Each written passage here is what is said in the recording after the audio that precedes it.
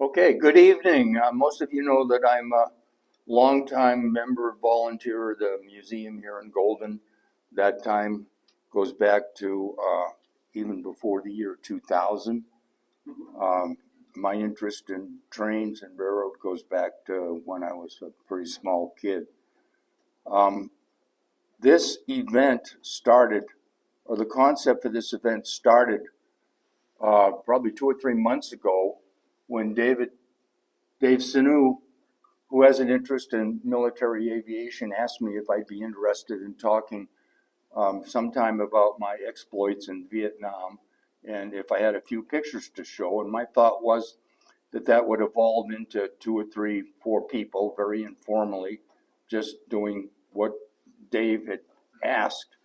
Obviously, this has turned into a lot more of a formal presentation with more people than I ever anticipated, which is fine. But I also have other slideshows that I've put together about my life as a railroad tourister, the complete history of the Georgetown Loop Railroad. And it would seem that those presentations would be much more pertinent, much more suitable to a group of people that this event has now evolved into. So this is not the show that I'd actually prefer to show to this group of people, but that's the way it all turned out. Anyways, I'm actually, for a lot of reasons, pleased to be here myself, more than you might ever know. as some of you do know what I've gone through over the past 4 days. Anyways, how did this all come about? How come this guy interested in trains all his life wound up flying combat helicopters in Vietnam? Let's go back to the beginning. I grew up north of Boston, and always, probably because of my dad, had an interest in trains and rocks and minerals. And as I moved on through life, it became time to find a place to go to advanced education after high school. And with that interest in rocks and minerals and geology, I applied to the Michigan School of Mining and Technology, the New Mexico School of Mines, and the Colorado School of Mines. And back then, in those days, even in high school, I was a member of the Colorado Railroad Museum. And chronologically, this must have been about the time that Bob Richardson was beginning to put things together, because I know I was a member in 1960s through 62 as a high school student. Well, anyways, darned if the Colorado School of Mines didn't have this address of Golden, Colorado, which was the same address as the Colorado Railroad Museum. Well, that decided which school I would prefer to go to if I got accepted. And the rest of that is history. Came out here to Golden, got situated, was absolutely fascinated with the state, the railroad history, narrow gauge railroad beds, which were all over the place. But by the time I got to my junior year, my interest in Colorado and narrow gauge railroads exceeded my interest in getting good grades at the Colorado School of Mines. And in my junior year, I got placed on probation, and the dean at that time said, "You have one more chance. You can come back anytime you want with no questions asked. You can come back next semester, you can go away and grow up, whatever you want to do." Well, I was smart enough at the time, I think, to decide that the next semester would be no different than the one I had just experienced. And I dropped out of school, and in 1966, if you dropped out of school, your options other than military weren't too good. So rather than wait to be drafted, I enlisted with the thought that this aviation program to become a military helicopter pilot was kind of cool. I started off in aviation maintenance for about 4 months or so, waiting for my orders to come through, and they did.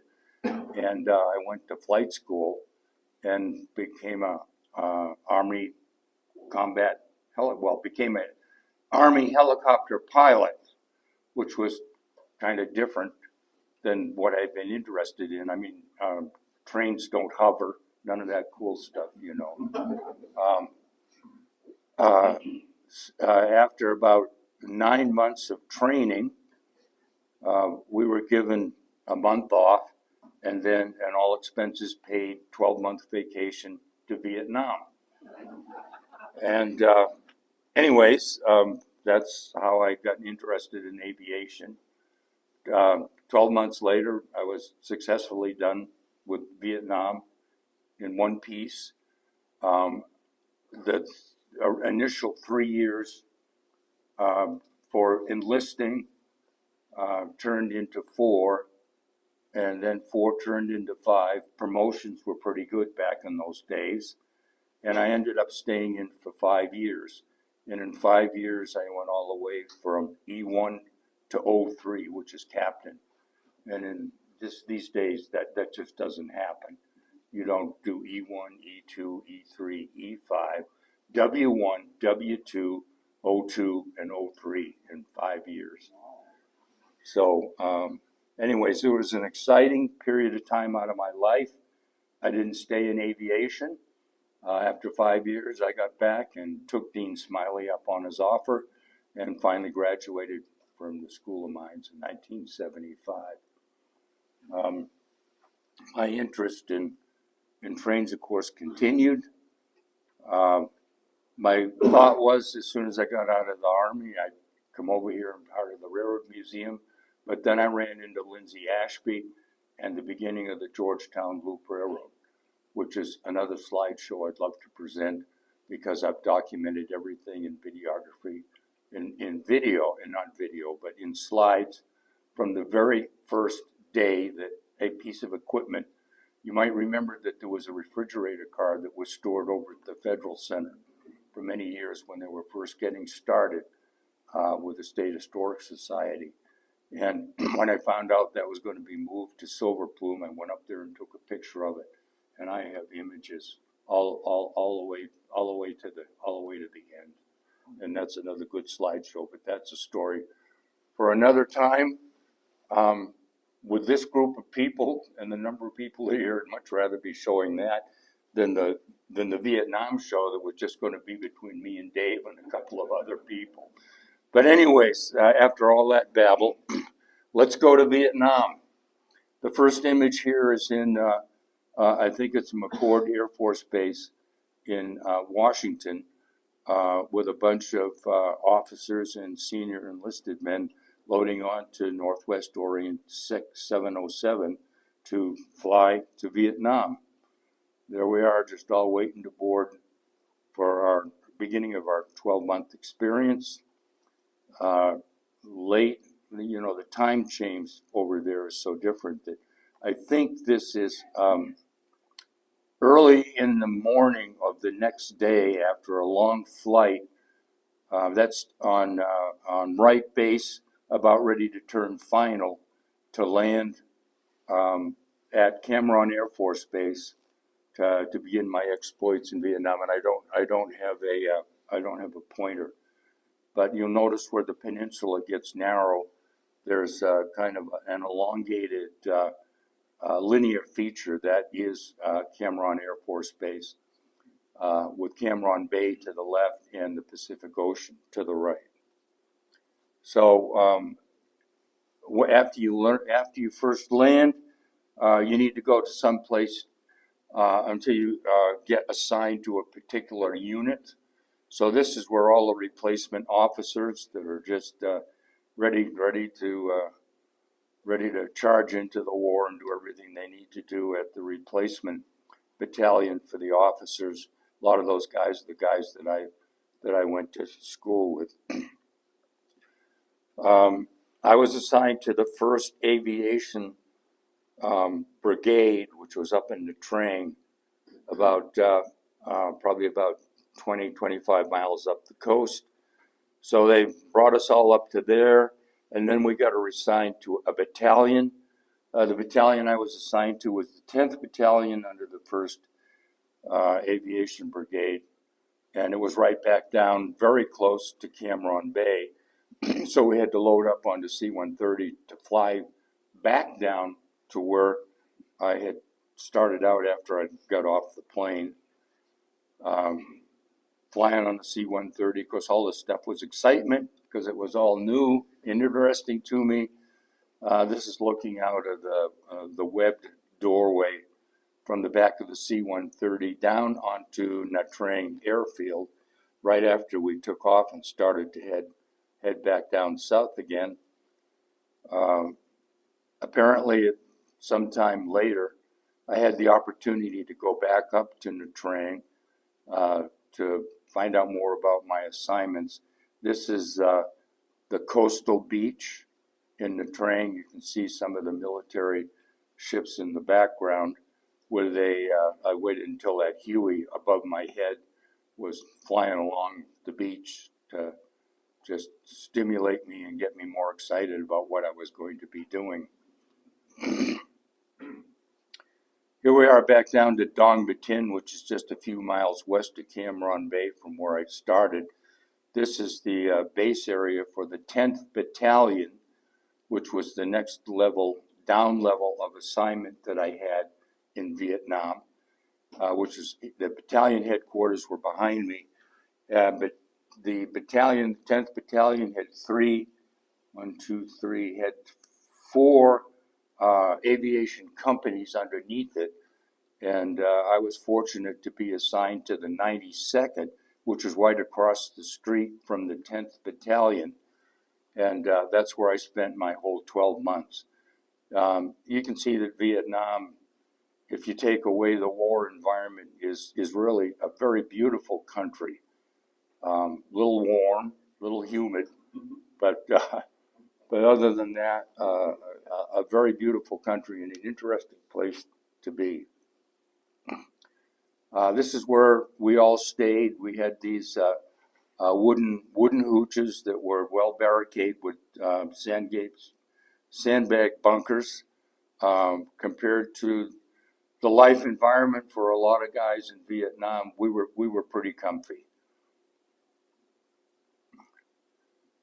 We even had hooch maids that took care of our laundry and polished our boots for us.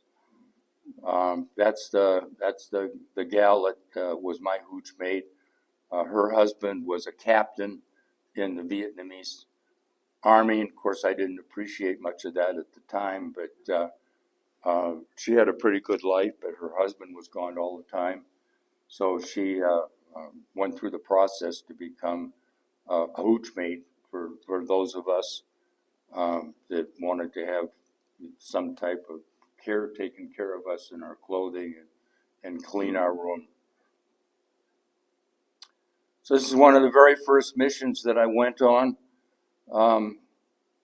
My crew chief and door gunner are in the back seat, and of course that's me on the right doorway, and apparently the pilot took that picture for me. And I think guys that have been in country for a while did these kind of things because they didn't know how much longer some of the new guys coming into the country would be alive. So that was cool. That's the type of a uniform that we wore at the time, pretty plain and pretty unadorned. You'll notice that there's some silver planking in the back. There was one behind me that protected both sides of the aircraft from mortar fire or anything else that could potentially damage the aircraft. Those were revetments, and they were just terrifying things to think about hovering in and out of when you first got there, because they were very confined and you had to land the aircraft right in the middle of them. But of course, after a while, it just became a natural process to just hover right in and set down.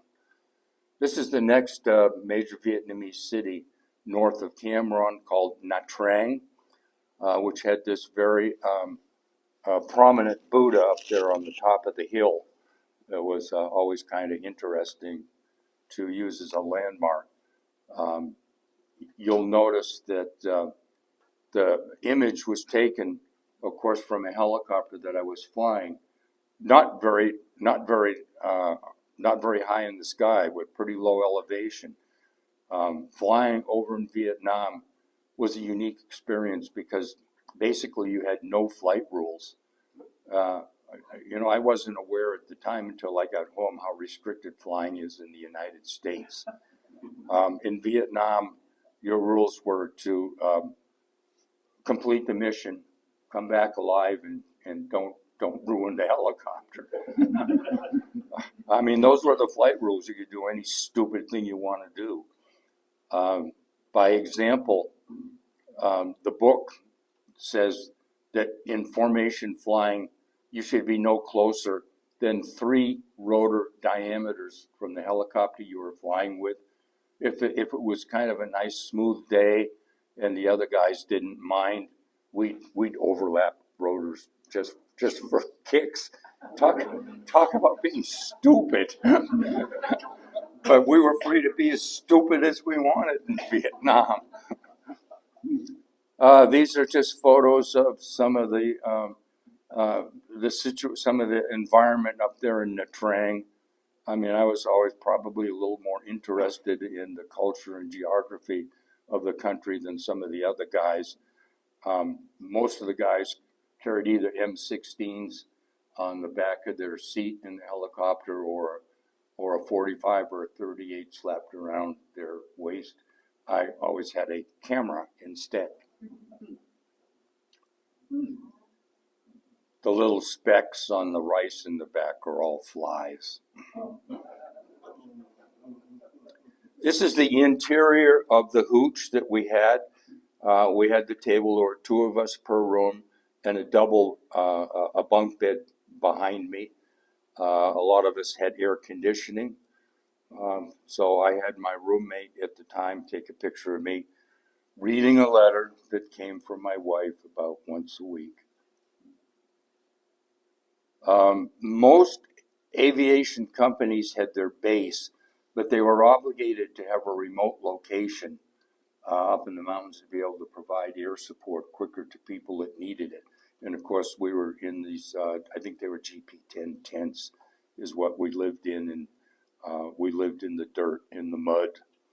And the airfield behind us was covered with pierced steel planking and tar, PSP, to minimize the amount of dirt that would get into the helicopter air intakes.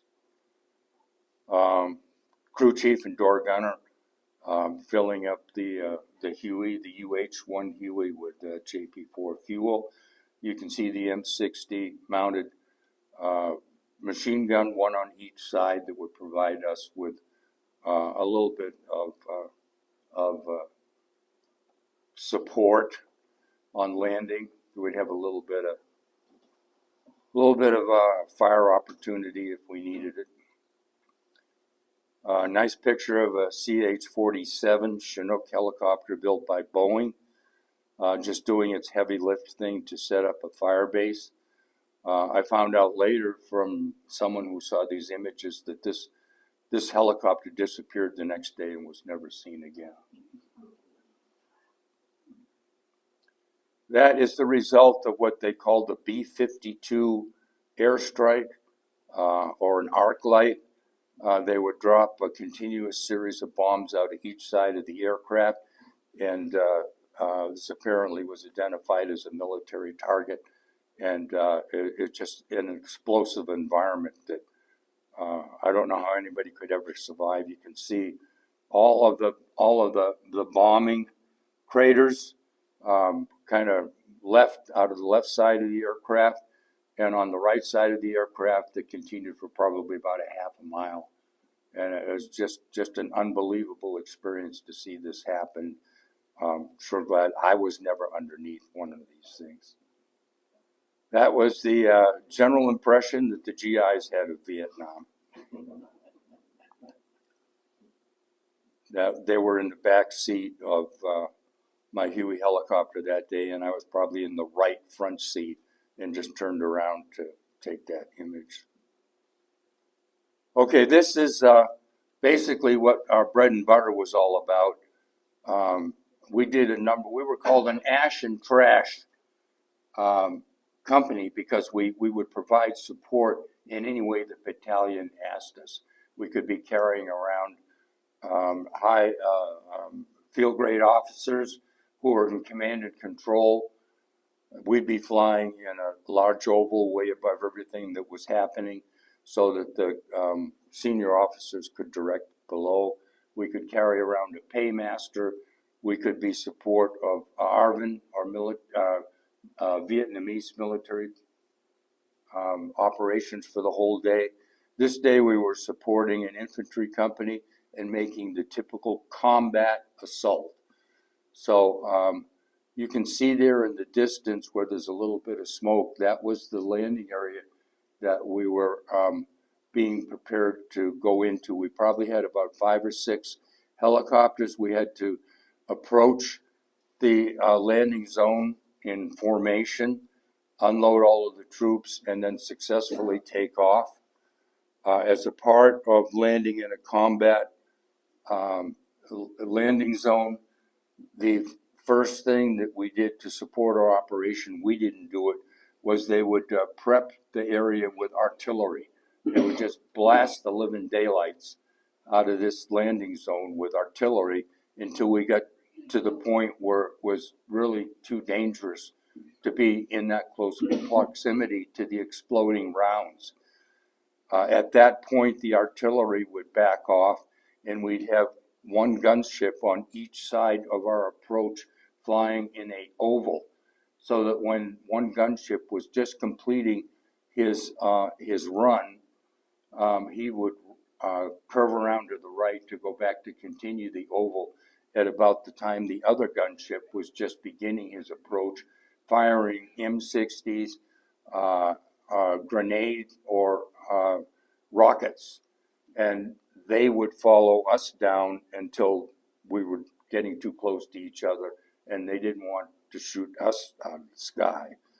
So here we are approaching the LZ. We've made a slight right turn from the previous image, and you can see all of the explosion results from the gunships that are now flying beside us, firing rockets into the perimeter of the landing zone. In this image, you can see in near the upper right corner 2 of the rockets from the gunships that are being laid down right in front of us where we're supposed to land.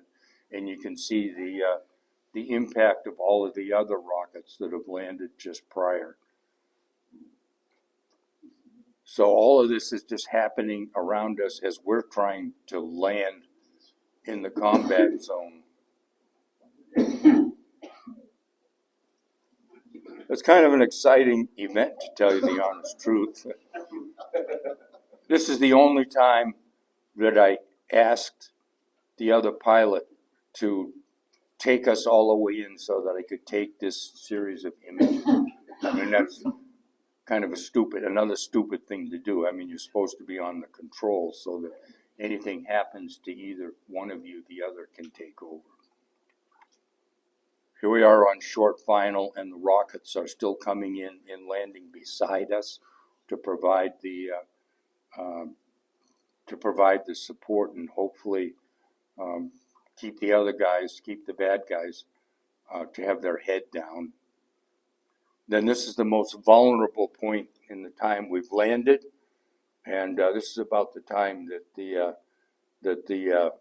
Viet Cong or the North Vietnamese would open up on us, because we were most vulnerable right after we touched down to unload the troops. And here is our most vulnerable time when we've just taken off. We're just barely beginning to move again, and we're a very, very easy target.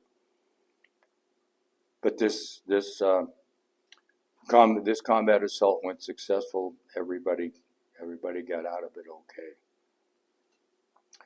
There's the business end, the front end, the cockpit area with the instruments of the Huey helicopter.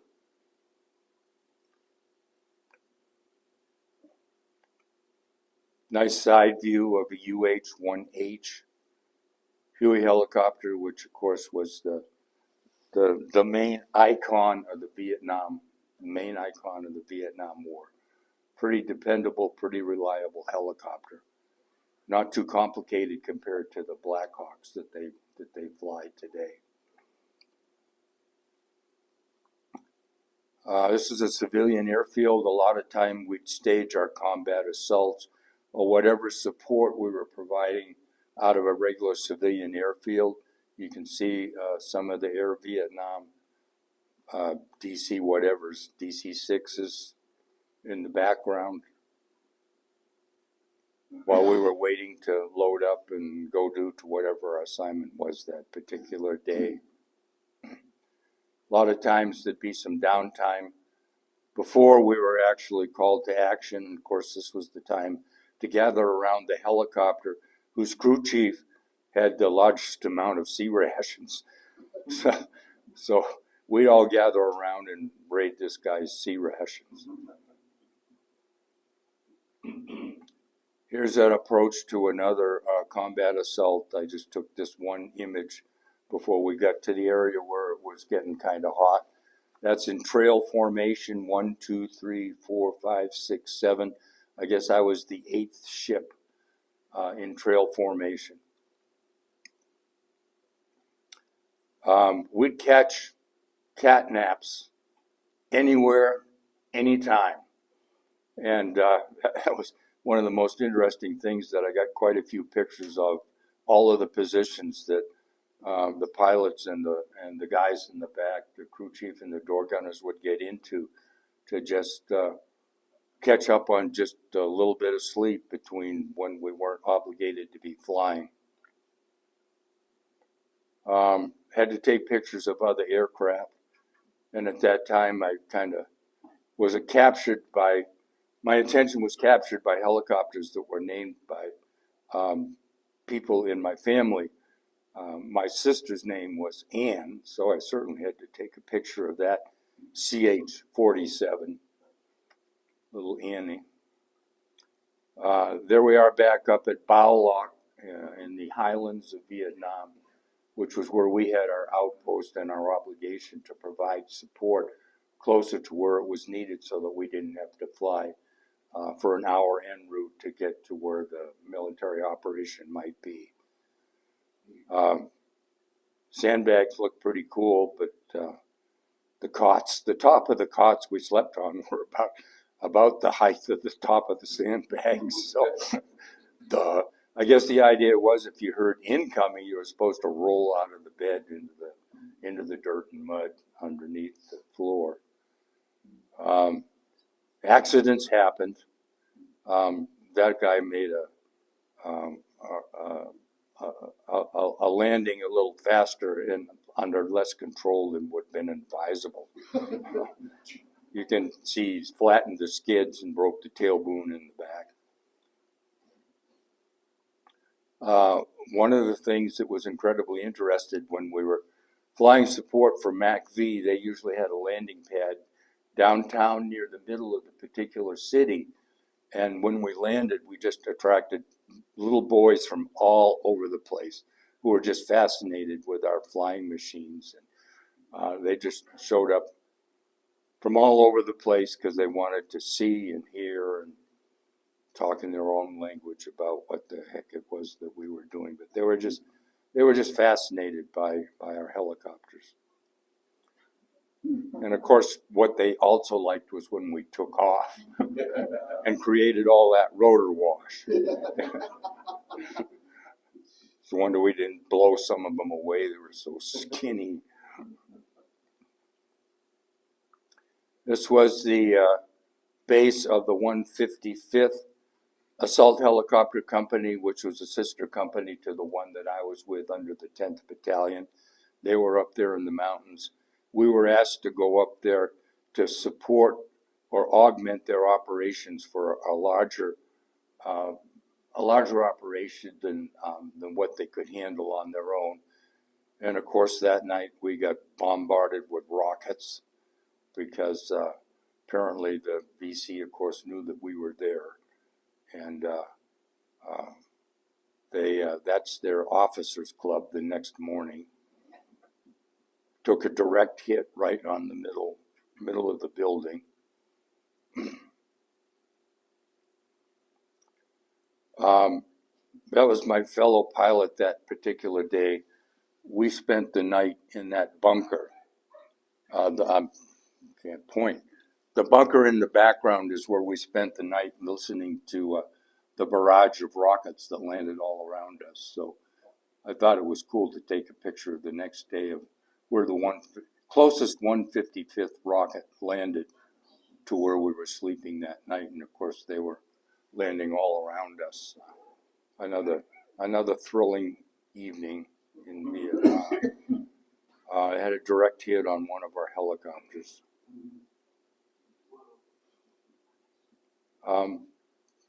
Those helicopters were built out of aluminum that I think had a lot of magnesium in them. So they kind of went up when you got hit. And of course, that was parked in a revetment. And that was the last thing that you wanted to happen to your helicopter when you were in the sky.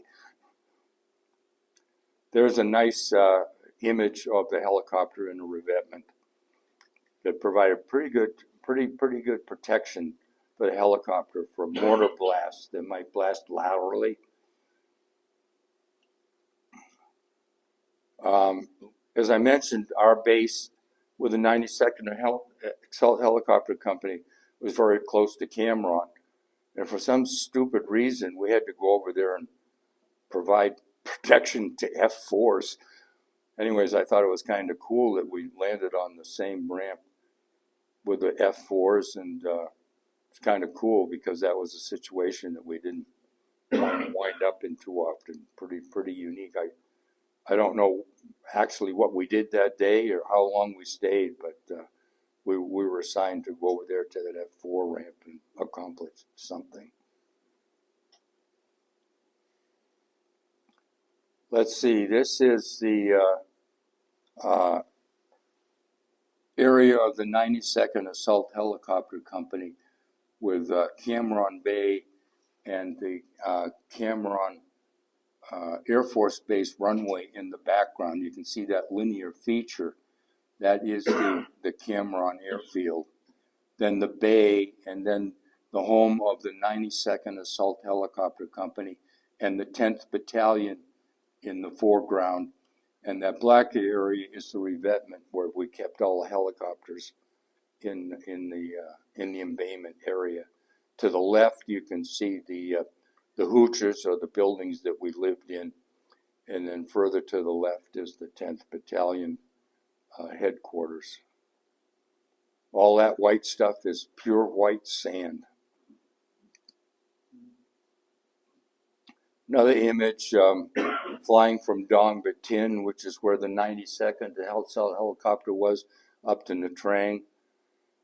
We found it advisable because of small arms fire that we would fly either 2,000 feet above grade, above ground, or we would be 60 feet above the ground. If you're flying 60, 70, 80 knots in an area where you might expect ground fire, you're better off to either be, again, above 2,000 feet or down on the ground, because you can hear a helicopter coming, but you can't tell until it's right over your head. And then all of a sudden, you're gone. And of course, one of the most exciting parts of flying in Vietnam with no rules is to fly low level, fly treetop, fly down the roads. That is just cool. There's nothing else like flying a helicopter with no rules and restrictions. Most everybody in this room is probably very familiar with riding a motorcycle and the freedom that you have of movement in 2 dimensions. You become part of the motorcycle. Just add the 3rd dimension. Add the 3rd dimension. You have a motorcycle in the sky. It's just an unbelievably fun thing to do. But, in order to have that amount of freedom, you need to be in a combat zone, which kind of takes away from the fun part of it. Just to picture a lot of our supplies and stuff in the mountains to the various artillery locations were delivered by Chinooks, which created quite a blast. One of the Chinook companies was named Big Windy for reasons that you can obviously see. These are all Koreans in the foreground, and they're waiting for the helicopter to land and taking necessary protective action against the wind blast. This is flying south towards Nha Trang and towards Dong Batin and Cam Ranh Bay during a period of the year that the rice paddies were all flooded, and I don't know why I was flying this high. This would, other than the fact that we were close to a large city where you didn't expect much enemy activity, so I'm flying a lot higher than I normally would. Just a nice image of the Huey shadow coming into land someplace for some reason. A typical Vietnam intercity bus on highway number 1. Kids on the bikes. I don't think anybody ever rode single. Very friendly, very gregarious, very interested in what we were doing. There's the local taxi, barely balanced to the point where the little pony could hardly keep his hoof on the pavement. Those are probably all gals that are hooch mates that are on their way to provide support to the 48th helicopter company, which was in north of Nha Trang in Ninh Hoa. It's kind of an artsy shot of the helicopter I was flying that day, flying support for MAC-V. Kids would just come from all around the minute you landed that just wanted to be a part of your excitement, the helicopter, to look inside, curious as heck. Of course, none of them knew any English, and we knew very little Vietnamese, but it didn't make any difference. The interest between our groups and their society was just all around.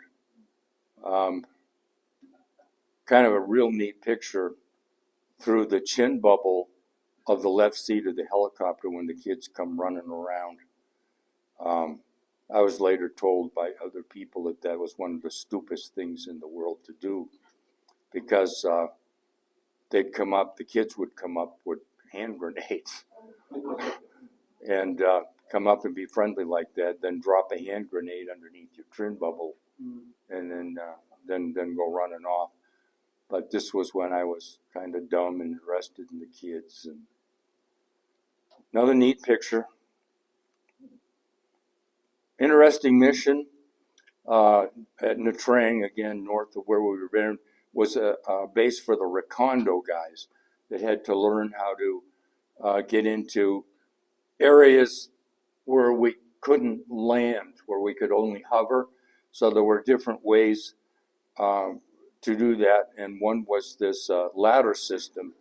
And my assignment for the day was to hover all day long so that these guys could practice getting in and out of their helicopter. And shortly after lunch, it got to the point where I was so bored, and I was now a command pilot. I said, "You got it." And I climbed out of my own helicopter, which was really kind of a neat experience, and turned around and took the photo of what I was supposed to be flying. That's one of my favorite pictures. It's one of my favorite stories, and damn it, it's true, because I took a picture of it. There was a recreational area on the Cam Ranh Peninsula that would kind of provide nice relief for a day to take you away from the combat environment. And my fellow roommate and I got a day off and went over there to Tiger Lake Marina and had a good day sitting in the sun and doing some stuff that was just total alien totally alien to what we were normally doing on all of the other days. So one or 2 days out of the year, we had something like this. Halfway through our tour of duty, after about 6 months, we got our first Air Medal presentation and promotion to W2, Warrant Officer 2. So that was and we got our Air Medals. You can see we're proudly displaying our Air Medals on our left pocket, and there's our first document of certification. So that was Air Medal 1. By the time we were done, I had 26 Air Medals. And I think you got an Air Medal for every 50 hours of combat flight time. My time in Vietnam, I got 1,100 hours of combat aviation time. 1,100 hours. We just got up every morning and strapped into a helicopter and went off and did our job. I mean, it was that simple, or at least seemed like it was that simple at the time. Up in the mountains was a town that was built and occupied from early days by the French. It had a tremendous amount of French influence, French culture, and it was a very fascinating city that was always very interesting to fly to. As a matter of fact, a lot of times at the end of a mission in that particular area, there would be something wrong with our helicopter. The crew chief would report there was something wrong, and we'd just have to remain overnight. RO in and fly back the next morning. Very beautiful mountain city. That's just an example of how pretty the town was, with a tremendous amount of French influence. What was the name of the city? Dalat. D-A-L-A-T. Dalat.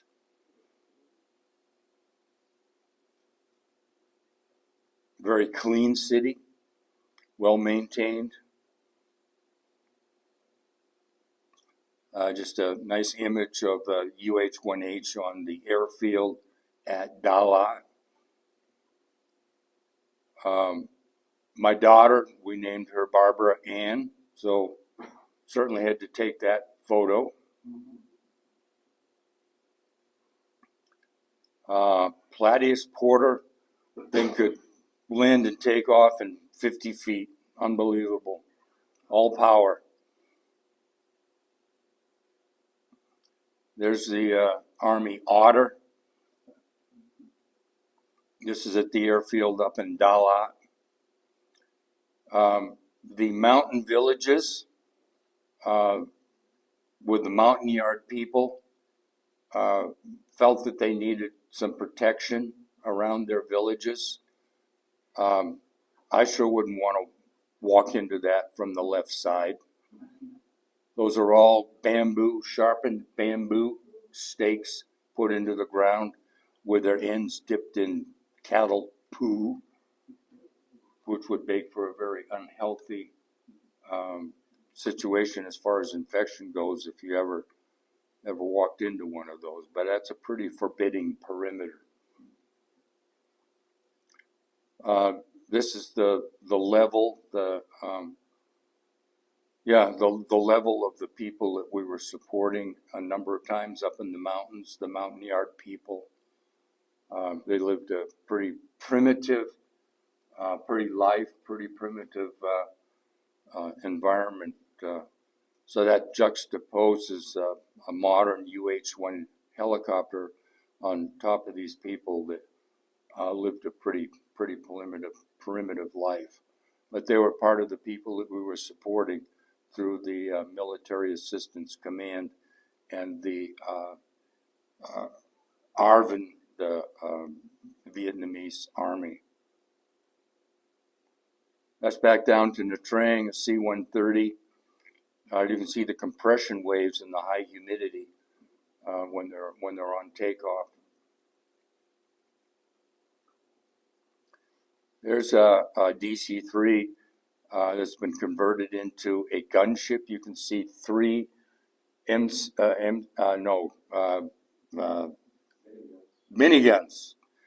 rotating barrel miniguns coming out of the back doors. And in the evening, at night, when they were doing circling, when they circled around something that needed firepower, it was like a constant stream of lava just pouring down. And you think that I can't remember now, but one out of every 6 or 8 was a tracer, and yet even one out of 8, it looked like there was just a constant rain of fire coming down. Something you wouldn't want to be underneath for sure. This image from a low observation helicopter with a Cobra in the background. They always flew together as a team. They were associated with aviation company, far different than the Huey companies that I was a part of. 2 Cobras, just wide enough for a pilot and a co-pilot to sit in tandem.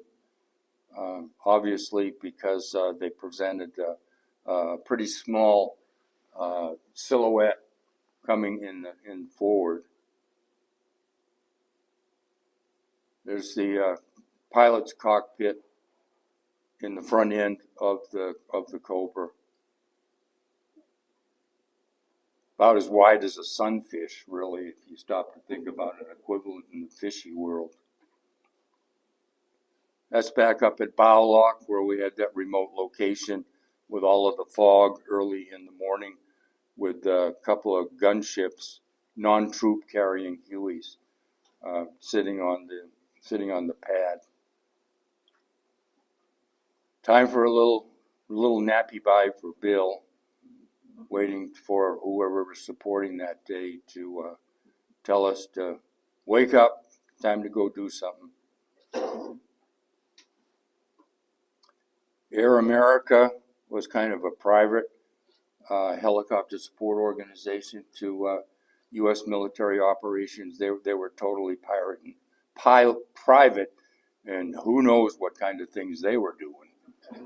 When a lot of times we were doing stuff that we weren't supposed to be doing. These guys did stuff beyond that in Laos and Cambodia. Glad I wasn't a part of. It rained during the rainy period up there. That's back down at Dong Batin. It's just unbelievable how the heavens would let loose and the rain would absolutely pour. It's good to get a day or 2 off during the monsoon period. Sundog, just an image of the Huey somehow radiated into the upper clouds that were just about ready to go down through. Called it a sundog, don't know why. Always trying to make friends with the kids. These little boys operated that little snack bar right there. We had to land and wait for instructions. So we landed in that airfield just behind us and came over and talked to the kids, which they just absolutely enjoyed. That was up there in the city of Dalat. The little Lambretta 3-wheel scooters up there that carried 4 or 5 people there in the back. We just had to kind of goof around there and pretend we could fly something besides a helicopter. This is back up at one of the mountain yard villages with one of their shrines to all of the things that they respected and worshipped in their life. You can see the buffalo horns in the middle, and then down below is where we landed in the middle of their field, of their village area. Just made a nice image, which I was always looking for opportunities to take a nice photo. There's the picture of the old and the new. The guy without wearing too much clothes and the basket on his back, just fascinated by this machine that could sit on the ground and then just vertically lift off into the sky. We had a mascot, Butch, who was the meanest animal you could ever want to live with, but he liked ice cubes. So,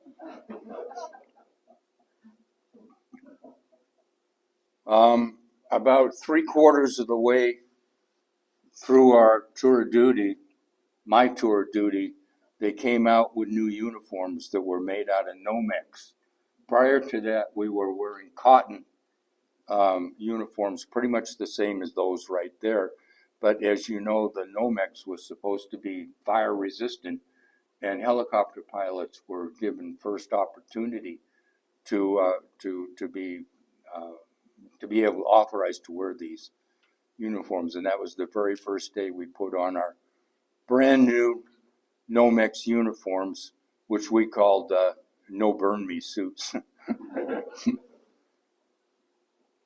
You can see that the bar on the collar of my fellow pilot there has got one gold stripe in the middle. That means we were still, at this point in time, W1s, new guys, wobbly ones they called us.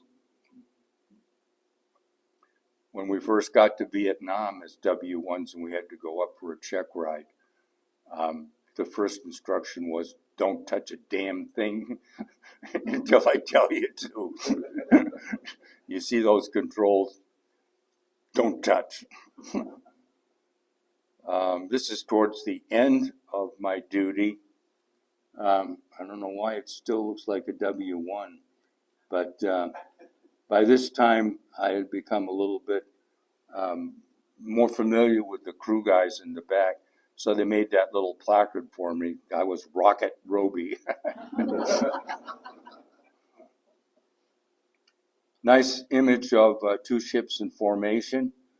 Again, we were flying at the appropriate rota distance from each other. We were not overlapping blades in this particular photo. Vietnamese gals up there were very pretty. Especially in the Dalat area away from the big cities. She had something going on with one of the fixed wing pilots up there. But I asked her to come over and let me just take a picture of her next to my helicopter. One of the interesting things that I got involved in over there was in Dalat, I started to ask about the education programs up there, and it was pretty complete through all of the grades up to grade 12. And I asked about whether or not there were students up there that could use financial help through a coordinator between civilian Vietnamese and the military, and they said yes. And this was at the girls' school, and I said, well, we're going to collect some scholarship money, because it was almost nothing to cover their cost for a whole year. And these are two of the girls that were the recipients of a scholarship for a full year from the 92nd Assault Helicopter. The little girl on the right, I still communicate with from time to time, and I'm now have helped her kids to go through school. It's kind of a nice little follow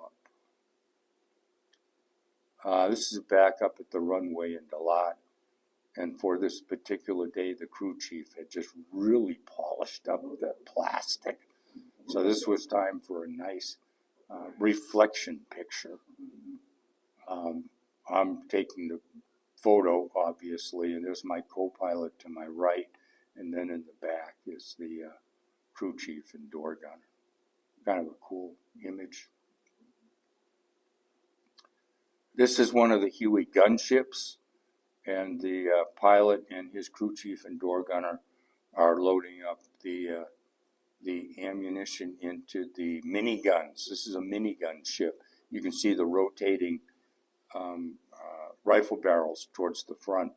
They can put out a pretty formidable blast of firepower when they're flying along beside you, and you want some support in the area where you're trying to land.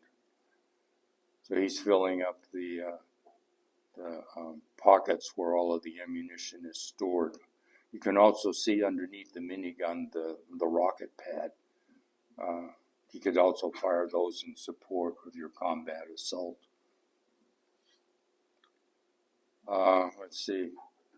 This is, I guess, when I was flying left seat, looking back at the crew chief.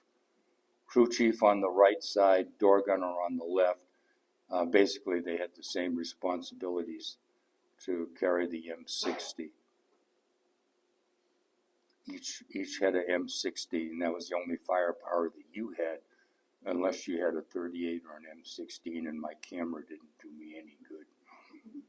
But I'm sure glad I did use the camera like I did. That's a gunship pilot looking through his whatever that would allow him to do the aiming and directional flight of the rockets. The rockets had no way to position the direction. You had to aim the helicopter in order to get the rockets to go where you want. And when you think about those guys flying right beside you during a combat assault and firing these rockets right past your door, and they're guiding the rockets by the direction that the helicopter is pointing. The donut dollies, Red Cross donut dollies. Every now and then you get this fantastic mission to transport 2 donut dollies up to some fire base where they were going to be providing a little bit of USA back to the troops. The gal on the right, I was a senior pilot by this time. I said, you interested in flying the helicopter? And she said, yeah. So I told my co-pilot to crawl out of his seat over the console and get into the back, and she crawled over the console and got into the seat. And flying straight and level, there's not too much to flying a helicopter. Well, she got the hang of it pretty damn quick. And I didn't take over control of the helicopter until we were landing at the fire support base where she was scheduled for that day. And I wasn't smart enough to realize that with a donut dolly coming in for the day, that the highest ranking officer would be there to greet her. So he's around to the back door of the helicopter, and she's climbing out of the right front seat. I said, oh, poop. And I landed. When I landed that evening back at the base, I was greeted by my company commander, as I kind of expected it I would. And he said, Mr. Robie, wrong officers were called Mr. He said, don't ever do that again. Good story. This is towards the end of the show.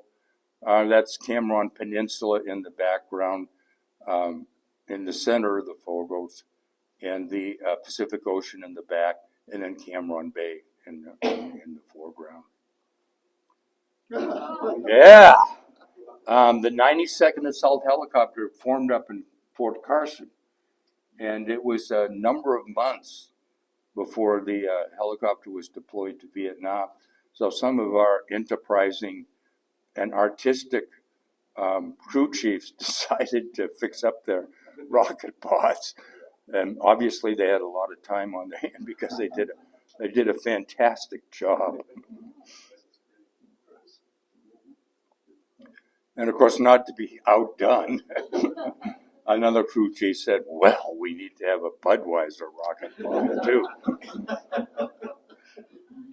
The So we gained a lot of notoriety throughout Vietnam because of these two gunships. Short, I had just a few weeks left to go, and when you get toward the end of your time, if you could find other things, if there were other things to do besides flying, you got the opportunity to do it so that you weren't exposed to getting killed or injured during your last week. And I got assigned as the company paymaster for that particular day, and those are all military payment certificates, MPCs, that be distributed to all of the guys in the company. Worth nothing except within the company area or the military post exchange or PX.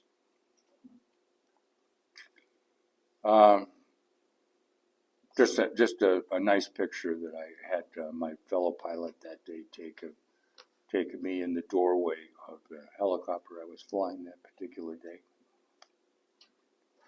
Now it's time to head home. Officers, Conus bound, continental United States. Happy day, happy day. And there we are in the bus being transported out to the bird that would take us back home. Kind of a nice thought after 12 months to be headed back home. That's it. Some of you know that I became so fascinated in Vietnam that I actually went back 3 times to visit the country and some of the people that I had met over there during that time. So this is the first image from another series of pictures. That's at San Francisco, waiting to board Cathay Pacific for my first solo return trip to Vietnam to see the country again. So that's the show. Again, sometime I'd rather show you something that is actually more germane to this group of people that of interest to me. My life as a railroad tourister, thanks to John Bush, to pulverize his. When shall we sign you up for that, Bill? Oh, whenever it's on a stick, it isn't going away anyplace. Okay. There you go.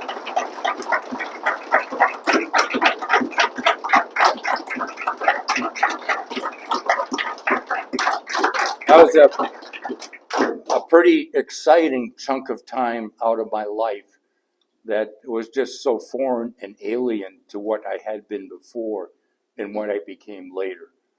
To finish the story, I obviously survived Vietnam, had another year to go to get out as a W-2. I got offered a promotion to first lieutenant, which cost me another year.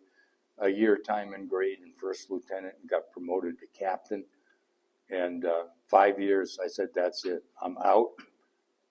Came back to Golden, and I had enrolled in mines as an out-of-state student. I went up to School of Mines to start all over again, and they said, well, you're still an out-of-state student, so you'll have to pay out-of-state tuition unless you want 1 year time in residency. So I put off going back to mines for a year so that I become a resident, and finally graduated from mines in 1975. By then, we had the house in Golden that I live in now, that 2 owners, one owner before the owner that I bought it from was Lindsay and Rosa Ashby, of all of the strange coincidences of the world.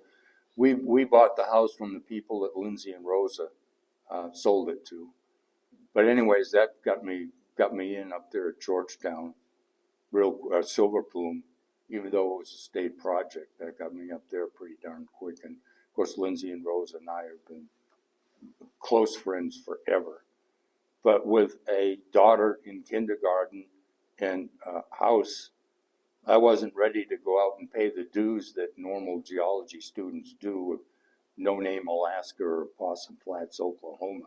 And I went to work at Coors in the land and water department, and almost completed a 20-year career at Coors in land management and then land development until we got spun off into a small subsidiary to develop all of the raw land that Coors had. The new directors of the company said, why do you own all this vacant land? Does it have anything to do with making beer? And they said, no, it doesn't. So they formed this spin-off company, and two gals and I developed all of their surplus real estate here in the Golden area, and till I was done. And then I did consulting in land development for customers until quite recently, and I've finally given that up, and hopefully now to devote even more time to the museum at about the same time that ill health suddenly caught me. As many of you know, my physical condition has just incredibly deteriorated over the last year and a half, and I don't know whether it's going to get better, but anyways, I'm still here. Were you stateside when you had your next promotions, after you got back? Yes. Did you stay stateside at that time? Yeah, after I got back, I was assigned to different bases. The most interesting of which was Hunter Army Airfield, which normally was called Hunter Army Air Force Base in Savannah. And I was immediately assigned to a battalion to train Vietnamese pilots so that they could take over our job in Vietnam. That was the period of Vietnamization, which of course in the end didn't turn out to be successful. What years were you there in Vietnam? 1968, 368 to 369. We were there at the same time. Same time, yeah. So that's my story, and I'm sticking to it. And I really look forward to having the opportunity to present some of these other shows. Hopefully, there's a little pavilion on the bigs. Well, this seemed to work pretty well, I'd say. Pretty good. Yeah, was there one particular mission that really, I know you told us a little bit about some of them, but one that really stood out in your memory?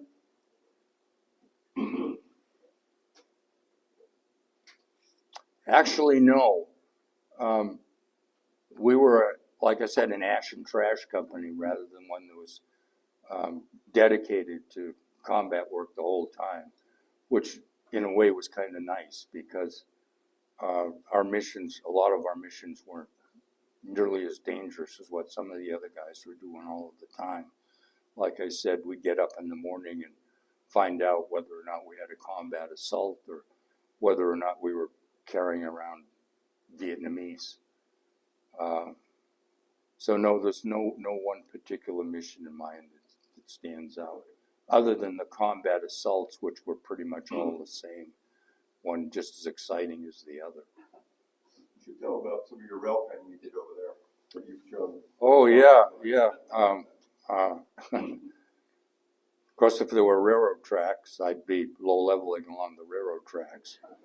If there was any activity, there were certain sections of the railroad that were open, that were actually functioning, and to fly in formation about 60 feet off the ground with a locomotive and a train was kind of cool.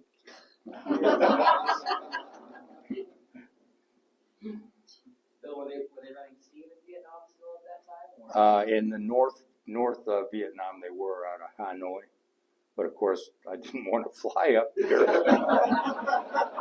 to take images of that.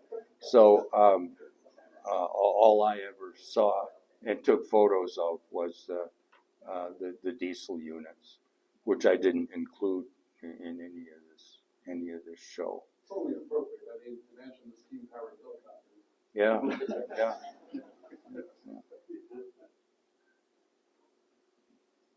So it was a very interesting time, a very different chunk of time out of my life for a guy that was interested in rocks and trains to be a helicopter pilot for a few years. But we all have unique experiences in our life, and you know, that's my unique experience. What years did you go back? 96, 2003, 2006, or something like that. As a matter of fact, a family that I got to know very well over there and visited each time I went ultimately immigrated to the United States. We've stayed in touch all along since then. And just today, when I was catching up on my emails and was online this morning for the board meeting, the youngest child of that family came knocking on my door to say hello. He was out here in the Denver area with his wife from Maryland where they live, and I couldn't get up, and Diane didn't feel comfortable answering the door. But it was the youngest child of this family that I originally met in Vietnam that have stayed in touch with ever since, which has been kind of a neat experience. When was the last time you flew a helicopter? A year ago? No, it was,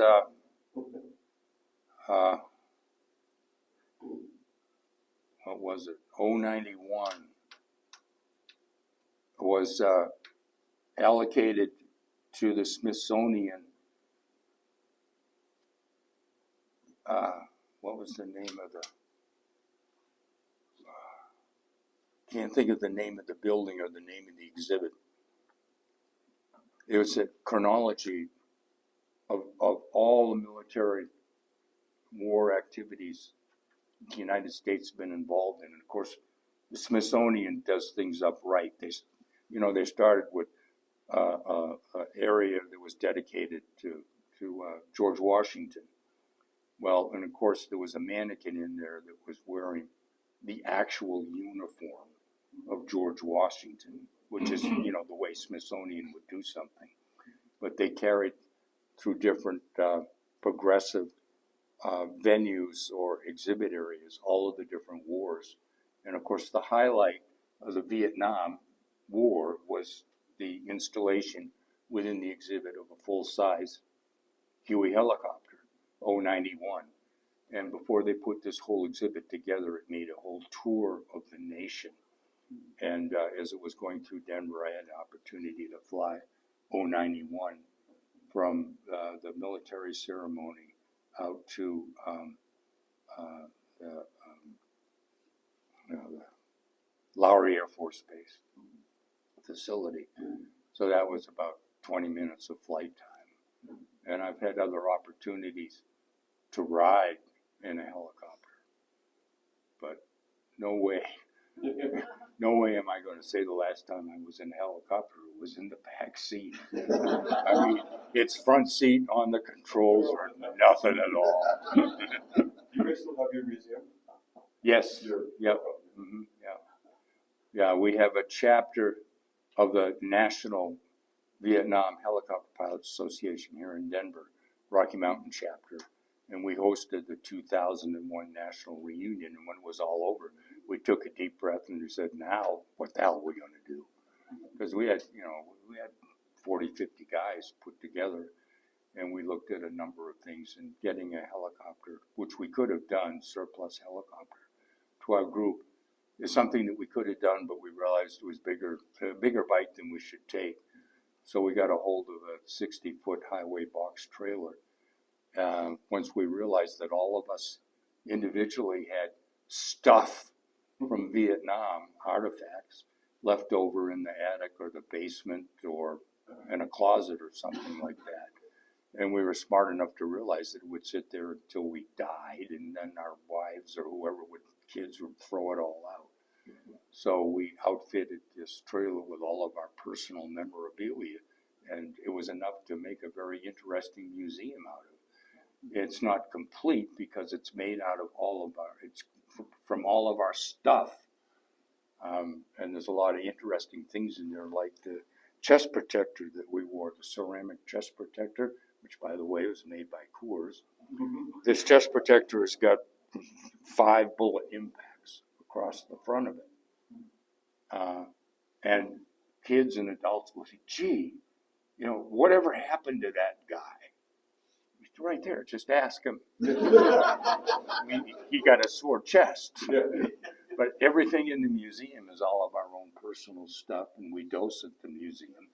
So anytime somebody has a question, we direct the question to the person who had the artifact, which really makes it personal. It's a lot better than having a complete museum. It's our stuff, all assembled. And where's the nearest Huey that anyone can go visit in a museum? Out at Lowry. Yeah, there's a fellow that we affiliated ourselves. He wasn't a part of our unit, but he had a static display, has a static display Huey. And when we took our museum trailer to different venues, he would always bring along his helicopter. But he finally got to the point where he was tired of bringing it around to different places. And he finally went ahead and deaccessioned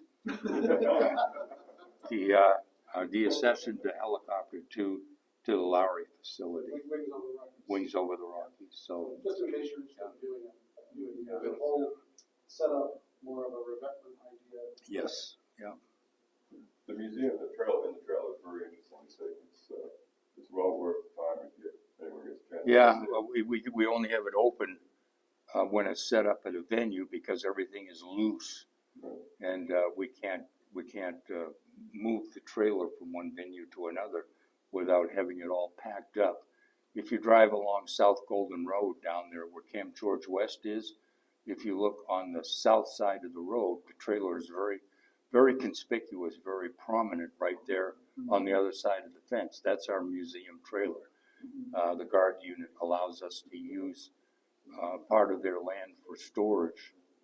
And then we have a trucking company in Denver that donates the driver and the tractor to pull a trailer to different events. It takes us about 2 hours to set it all up, and then we have to pack it all up when we're done at that location.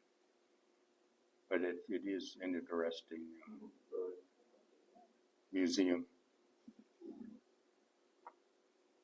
Thank you. Thank you.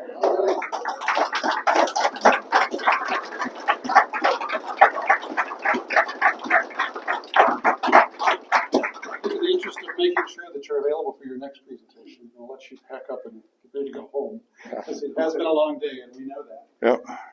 But thanks, everybody, for being here. Thank you, Bill, for making this happen. You powered through what has been a rough few days, and I think we all appreciate it, and we're looking forward to the next time with you. Well, for this particular presentation, you have to thank Dave Sino, or otherwise it would have never happened. It's true, he drove us to make this happen. Yep, he drove it to make it happen.